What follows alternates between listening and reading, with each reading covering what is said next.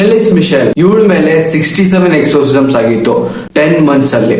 ಇವತ್ತಿಂದ 10 years back ಒಬ್ಬ American ಒಂದು ಹೋಟೆಲ್ ರೂಮ್ ಅಲ್ಲಿ ಅನ್ಕಾನ್ಶಿಯಸ್ ಆಗಿರ್ತಾನೆ. ಯಾವಾಗ ಹೋಟೆಲ್ ಸ್ಟಾಫ್ ಅಲ್ಲಿ ಬಂದು ಚೆಕ್ ಮಾಡ್ತಾರಲ್ಲ, ಅವಾಗ ಅವನ್ನ ಹಾಸ್ಪಿಟಲ್ ಕರ್ಕೊಂಡು ಹೋಗ್ತಾರೆ. And he regains the consciousness and started to speak Swedish. ಅವನಿಗೆ ಕಾನ್ಶಿಯಸ್ನೆಸ್ ಬಂದಿದಾದ್ಮೇಲೆ ಅವನು ಸ್ವೀಡಿಶ್ ಮಾತಾಡೋದಕ್ಕೆ ಸ್ಟಾರ್ಟ್ ಮಾಡ್ತಾನೆ.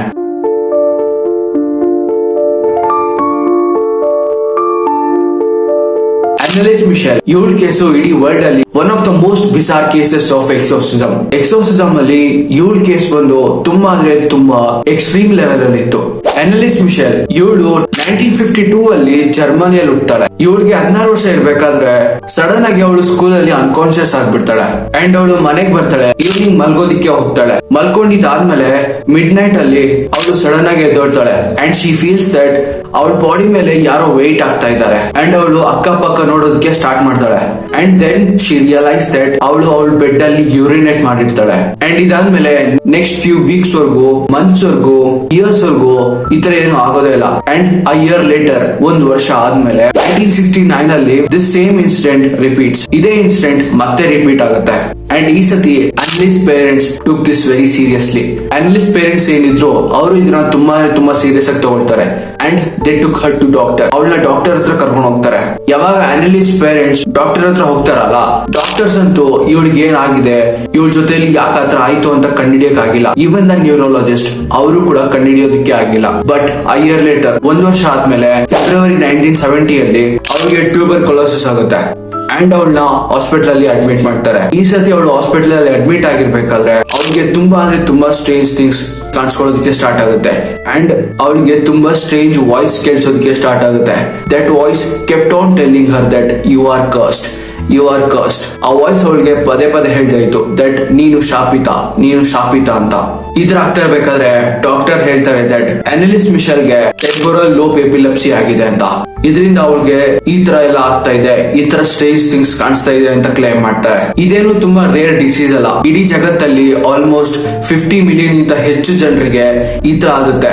ಬಟ್ ಇಲ್ಲಿ ಪಾಯಿಂಟ್ ಏನಂದ್ರೆ ಅನಲಿಸ್ ಮಿಶೆಲ್ ಈ ಕೇಸ್ ಅಂತೂ ತುಂಬಾ ಡಿಫ್ರೆಂಟ್ ಅಂಡ್ ಯುನೀಕ್ ಆಗಿತ್ತು. ಸ್ವಲ್ಪ ದಿನ ಆದ್ಮೇಲೆ ಅನಲಿಸ್ ಮಿಶೆಲ್ಗೆ ತುಂಬಾ ಡೇಂಜರಸ್ ಹೆಲುಸಿನೇಷನ್ ಆಗೋದಕ್ಕೆ ಸ್ಟಾರ್ಟ್ ಆಗುತ್ತೆ. ಅವಳು ತುಂಬಾ ವಿಯರ್ಡ್ ಥಿಂಗ್ಸ್ ನೋಡೋದಕ್ಕೆ ಸ್ಟಾರ್ಟ್ ಮಾಡ್ತಾಳೆ. ಆ ವಿಯರ್ಡ್ ಥಿಂಗ್ಸ್ ಬೇರೆಯವ್ರಿಗೆ ಕಾಣಿಸ್ತಾ ಇರಲ್ಲ, ಇವಳಿಗೆ ಮಾತ್ರ ಕಾಣಿಸ್ತಾ ಇರುತ್ತೆ. ಅವಳಿಗೆ ತುಂಬಾ ಸ್ಟ್ರೇಂಜ್ ವಾಯ್ಸಸ್ ಕೇಳಿಸುತ್ತೆ. ಆ ವಾಯ್ಸ್ ಪದೇ ಅವಳಿಗೆ ಹೇಳ್ತಾ ಇತ್ತು ದಟ್ ಯು ಆರ್ ಕರ್ಸ್ಡ್ ಅಂತ. ಇದರಿಂದ ಅವಳಿಗೆ ಡಿಪ್ರೆಷನ್ ಆಗುತ್ತೆ. ಕ್ಯಾಥೋಲಿಕ್ ಕ್ರಿಸ್ಟಿಯನ್ಸ್ ಚರ್ಚ್ ಅಲ್ಲಿ ಪ್ರೇಯರ್ ಮಾಡ್ಬೇಕಾದ್ರೆ ನೀಲ್ ಡೌನ್ ಮಾಡಿ ಪ್ರೇಯರ್ ಮಾಡ್ತಾರೆ. ಆದ್ರೆ ಅನಲಿಸ್ ಮಿಶೆಲ್ 600 ಟೈಮ್ಸ್ ಒಂದ್ ದಿನದಲ್ಲಿ ನೀಲ್ ಡೌನ್ ಮಾಡ್ತಾ ಇದ್ಲು. ಈ ನೀಲ್ ಡೌನ್ ಮಾಡೋ ಪ್ರೊಸೆಸ್ ತುಂಬಾ ಎಕ್ಸ್ಟ್ರೀಮ್ ಲೆವೆಲ್ ಹೋಗ್ಬಿಡುತ್ತೆ. ಅವಳು ನೀಲ್ಸ್ ಅಲ್ಲಿರೋ ಲಿಗಮೆಂಟ್ಸ್ ಡ್ಯಾಮೇಜ್ ಆಗ್ಬಿಡುತ್ತೆ. ಒಂದ್ಸತಿ ಹೀಗೇನೆ ಅವಳು ಟೇಬಲ್ ಕೆಳಗಡೆ ಹೋಗಿ ಬಚ್ಚಿಟ್ಕೊಂಡಿದ್ಲು. ಅಂಡ್ 2 ದಿನವರೆಗೂ ಆಚೆನೆ ಬಂದಿರ್ಲಿಲ್ಲ.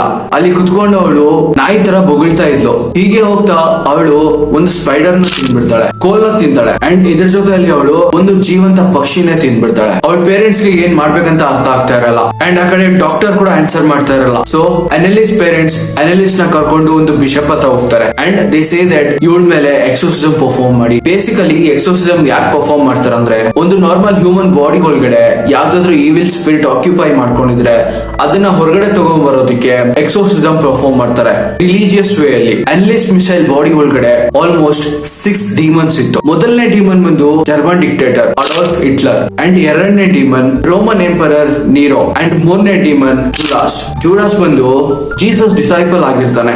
ಅಂಡ್ ಇವನು ಜೀಸಸ್ ನ ಡಿಸೋಬೆ ಮಾಡ್ತಾನೆ. ಅಂಡ್ 5ನೇ ಡಿಮನ್ ಬಂದು ಕೇನ್ ಬಂದು ಆಡಮ್ ಮತ್ತೆ ಇವರಿಬ್ಬರಿಗೆ ಇವನು ಮಗ ಆಗಿರ್ತಾನೆ. ಅಂಡ್ ಇವನ್ಗೆ ಒಬ್ಬ ಬ್ರದರ್ ಕೂಡ ಇರ್ತಾನೆ. ಅವನ ಹೆಸರು ಏಬಲ್. ಅವನ್ನ ಇವನು ಸಾಯಿಸ್ಬಿಡ್ತಾನೆ. 5ನೇ ಡಿಮನ್ ಬಂದು ಲೂಸಿಫರ್. ಕ್ರಿಶ್ಚಿಯನ್ ಥಿಯಾಲಜಿಯಲ್ಲಿ ಇವನು one of the main demon. Valentine Fleischmann the last demon. ಇವರು ಜರ್ಮನಿಯಲ್ಲಿ ಕ್ಯಾಥೋಲಿಕ್ ಪ್ರೀಸ್ಟ್ ಆಗಿರ್ತಾರೆ 1500 ಅಲ್ಲಿ. ಇವರು ಡೈಲಿ ಚರ್ಚ್ ಬರ್ಬೇಕಾದ್ರೆ ಆಲ್ಕೋಹಾಲ್ ಕನ್ಸ್ಯೂಮ್ ಮಾಡಿ ಬರ್ತಾ ಇದ್ರು. ಇವ್ರ ಮೇಲೆ ಮರ್ಡರ್ ಚಾರ್ಜಸ್ ಇರುತ್ತೆ. ಸೊ ಇವ್ರನ್ನ ಚರ್ಚ್ ಇಂದ ತೆಗ್ದಾಕ್ಬಿಡ್ತಾರೆ. ಎಕ್ಸೋರ್ಸಿಸಮ್ ನಡೀತಾ ಇರ್ಬೇಕಾದ್ರೆ ಅನಲಿಸ್ ಮಿಶೆಲ್ ಇವ್ರ ಒಳಗಡೆ ಇದ್ದ demons they started to tell this. Nein, ihr Glätte! Erbarm ihr Glätte! Oh, so gerne will nicht aus! Die müssen in eigenen Seminaren ausgebildet werden, die dürfen nicht auf die anderen.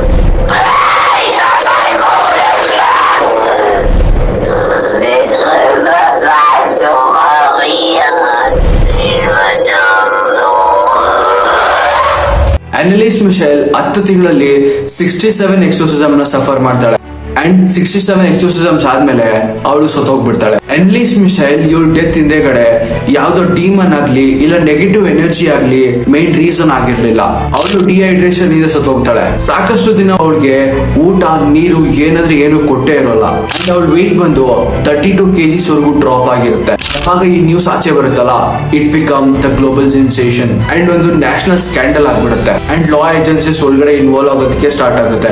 ಅವಳು 16th year ಇಂದ she was under going psychotherapy and ಆ ಸೈಕೋಥೆರಪಿಗೆ ಅವಳು ತುಂಬಾ positive response ಕೊಡ್ತಾ ಇದ್ದು. ಅದ್ರಲ್ಲಿ ಕೊಡೋ medicines ಆಗ್ಲಿ ಟ್ರೀಟ್ಮೆಂಟ್ ಆಗ್ಲಿ ಥೆರಪಿ ಆಗ್ಲಿ ಎಲ್ಲದಕ್ಕೂ ತುಂಬಾ ಪಾಸಿಟಿವ್ ರೆಸ್ಪಾನ್ಸ್ ಕೊಡ್ತಾ ಇದ್ದು. ಅನಲಿಸ್ ಮಿಶೆಲ್ಗೆ 3 ಮೆಂಟಲ್ ಇಲ್ನೆಸ್ ಇತ್ತು. ಒಂದು ಟೆಂಪೊರಲ್ ಲೋಬ್ ಎಪಿಲೆಪ್ಸಿ. ಈ ಮೆಂಟಲ್ ಇಲ್ನೆಸ್ ಬಗ್ಗೆ ನಾನು ವಿಡಿಯೋ ಸ್ಟಾರ್ಟಿಂಗ್ ಅಲ್ಲಿ ಹೇಳಿದೆ. ಎರಡನೇದು ಅನರೆಕ್ಸಿಯಾ ನರ್ವೋಸಾ. ಈ ಮೆಂಟಲ್ ಇಲ್ನೆಸ್ ಅಲ್ಲಿ ಯಾರು ಹೆಲ್ದಿ ಆಗಿರ್ತಾರಲ್ಲ ಅವ್ರಿಗೆ ಅನ್ಸುತ್ತೆ ನಾನು ವೆಯ್ಟ್ ಗೇನ್ ಮಾಡ್ತಾ ಇದ್ದೀನಿ, ನನ್ ಬಾಡಿ ಹೆಲ್ದಿ ಆಗಿಲ್ಲ. ಯಾರು ಈ ಮೆಂಟಲ್ ಇಲ್ನೆಸ್ ಇಂದ ಸಫರ್ ಮಾಡ್ತಾ ಇರ್ತಾರಲ್ಲ ಅವ್ರಿಗೆ ಡಿಸ್ಟಾರ್ಟೆಡ್ ಪರ್ಸೆಪ್ಷನ್ಸ್ ಇರುತ್ತೆ. ಅವರು ದಪ್ಪ ಆಗ್ತಾ ಇದಾರೆ, ಅವ್ರು ಹೆಲ್ದಿ ಆಗಿಲ್ಲ. ಇದೊಂದ್ ಕಾರಣಕ್ಕೆ ಅವರು ಊಟ ತಿನ್ನೋದನ್ನ ಕಡಿಮೆ ಮಾಡ್ತಾರೆ. ಯಾವ ಲೆವೆಲ್ ಕಡಿಮೆ ಮಾಡ್ತಾರೆ ಅಂದ್ರೆ ಅಬ್ನಾರ್ಮಲ್ ಬಾಡಿ ವೇಟ್ ಗೆ ರೀಚ್ ಆಗ್ಬಿಡ್ತಾರೆ. ಮೂರನೇದು ಹೈಪರ್ ರಿಲಿಜಿಯಸ್ ಪರ್ಸನಾಲಿಟಿ ಡಿಸಾರ್ಡರ್. ಈ ಡಿಸಾರ್ಡರ್ ಅಲ್ಲಿ ಒಬ್ಬ ಪರ್ಸನ್ ರಿಲಿಜಿಯಸ್ ಬಿಲೀಫ್ ಏನಿರುತ್ತೆ ಅದು ತುಂಬಾ ಇಂಟೆನ್ಸ್ ಆಗಿರುತ್ತೆ.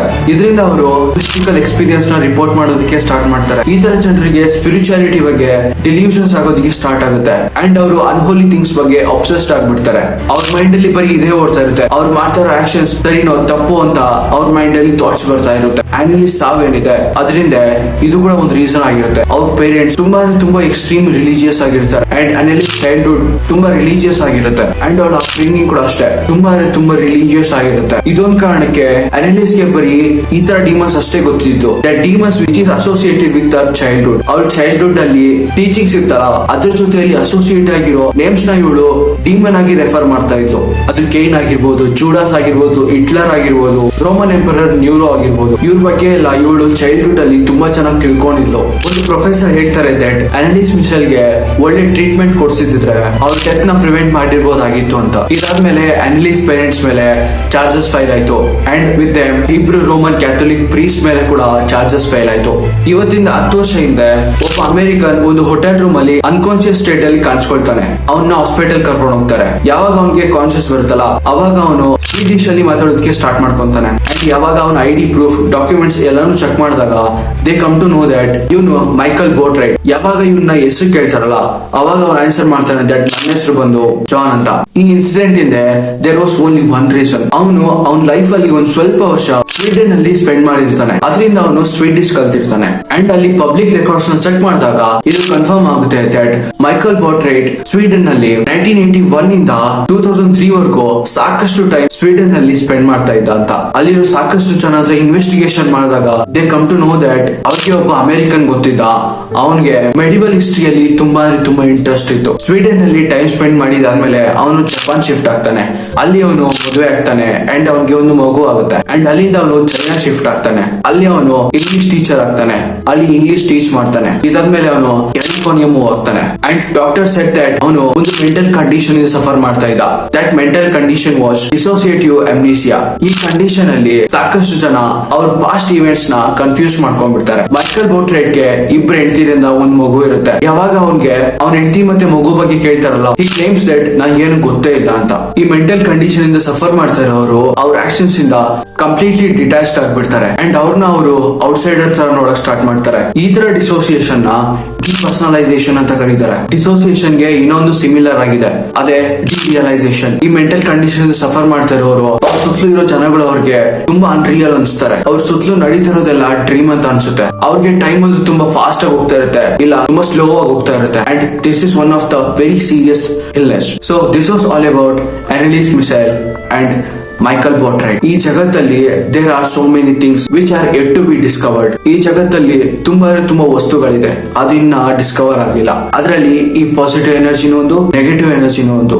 ಇಲ್ಲಿ ಮ್ಯಾಟರ್ ಆಗೋದು ಯಾವ್ದು ಅಂದ್ರೆ ನೀವು ಏನ್ ಬಿಲೀವ್ ಮಾಡ್ತಿರಲ್ಲ ಅದು ಇಲ್ಲಿ ತುಂಬಾ ಮ್ಯಾಟರ್ ಆಗುತ್ತೆ. ನೀವು ನಂಬಿದ್ರೆ ನೆಗೆಟಿವ್ ಎನರ್ಜಿ ಇದೆ, ನೀವು ನಂಬಿಲ್ಲ ಅಂದ್ರೆ ನೆಗೆಟಿವ್ ಎನರ್ಜಿ ಇಲ್ಲ. So that was all for today. ನಾನು Praveen, AK Royal Praveen, signing off. See you in the next video. Bye. Peace.